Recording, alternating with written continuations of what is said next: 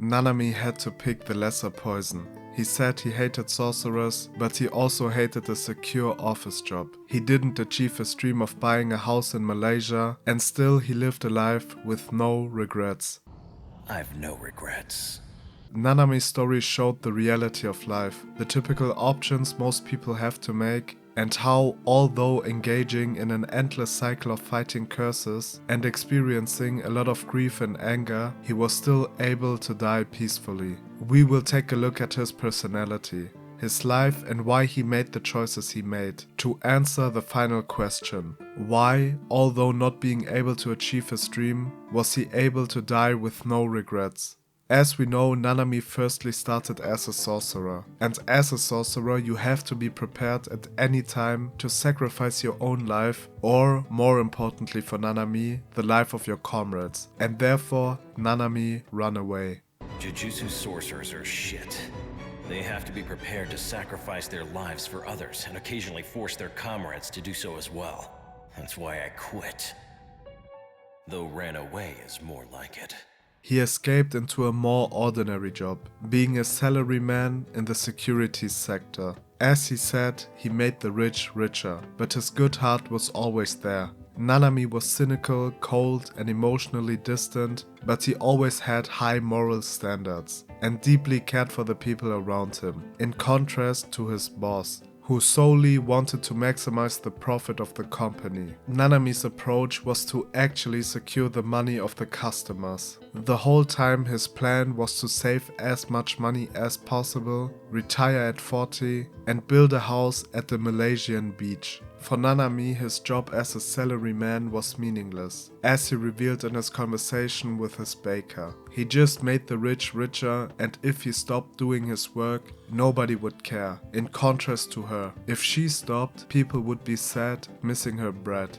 Nanami didn't see any value in his work. He mostly did his job to just earn money, but more importantly to escape what was meant to him. He tried to ignore his true purpose, what we saw when he ignored the cursed spirit on the shoulder of his baker. The lack of purpose in his work wasn't just a waste of time, but also a huge drain in energy, as we could see from his tiredness. Nanami tried to fit into the ordinary, yet his abilities as a sorcerer intervened, and he decided to make a turn. He eliminated the cursed spirit of his baker, and her genuine honest gratitude was the final hint for him to go back being a sorcerer. Nanami didn't quit being a sorcerer because he had to risk his own life. It was because the risk of his comrades, and especially his student. The death of Yu Aibara was the reason for Nanami to become a salaryman. The trauma of losing his student and friend was too much, but still it remained his true purpose. Therefore he came back. As you may have already noticed, there are many parallels to Suguru Geto. After Riko's death, he was also in a limbo state, without a higher purpose, which had the same consequences as for Nanami. He also had an aura of tiredness, got depressed, and desperately needed to find a higher purpose. It is interesting because both had a similar personal crisis, which happened approximately at the same time. Geto's purpose, however, was horrible and wrong, but it still gave him the energy he lacked before. So, although finding a purpose is a resonating theme for Gege Akutami and in Jujutsu Kaisen, it doesn't mean that it's automatically good or a desirable goal.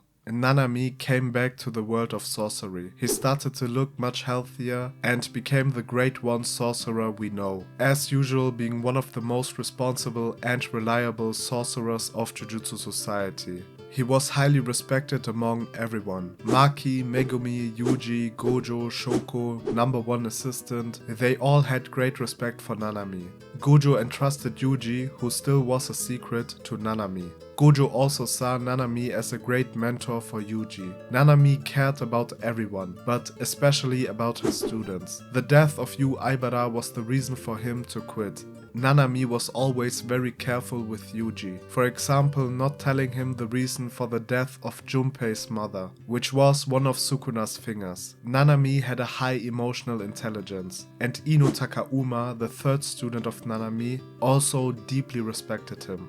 Before we answer the final question, I want to elaborate on the relationship between Gojo and Nanami. It might be unpopular, but please let me talk. I think Nanami was kinda jealous of Gojo. Not because he wanted to be the honored one or the strongest by far, more because if you have Gojo's ability, you can take care of everything on your own, without having to put the lives of your comrades at risk. The lack of seriousness about Gojo was perhaps what he disliked most about him. Gojo in general is a special case, because Nanami had a lot of empathy for Yuji, but he had close to none empathy for Gojo. Nanami was one of the people to view Gojo almost exclusively as a weapon. Nevertheless, he always acknowledged his strength, and overall, he definitely respected and liked him. Nanami didn't achieve his dream. He never went to Malaysia and never owned a house at the Malaysian beach, but he still died peacefully. Nanami showed that it is less about reaching your dreams, but following your inner compass. He tried to fit into the ordinary. He tried to run from the grief of being a sorcerer and his true purpose.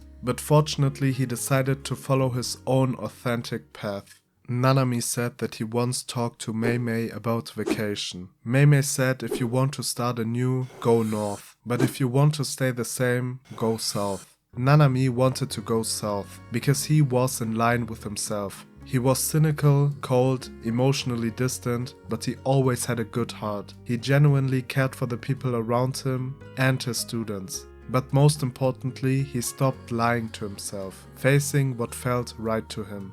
In Jungian psychology, there's a concept called circumambulation. It is a representation of human development. It basically says that you don't reach what you should reach on a straight path. It is more of a zigzag. A path with a lot of confusion, doubt, and probably a lot of switches in attitude. Nanami's journey shows exactly that. It is a tragic, authentic, and beautiful depiction of a struggling, confused man who, although not being on the right way the whole time and not reaching his dreams, still was able to find his true purpose. Dying with no regrets is the ultimate goal. Being a mentor and a sorcerer was Nanami's true Malaysia. You take it from here.